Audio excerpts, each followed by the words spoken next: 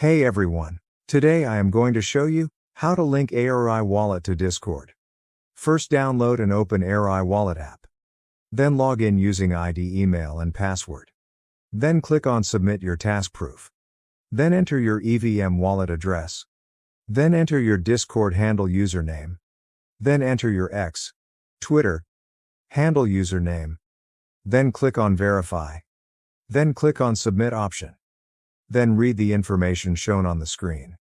Then go to your Discord app. Then join the official Aricane Discord channel. Then click on the How Can Account Registration section. Then click on the Account Registration option here.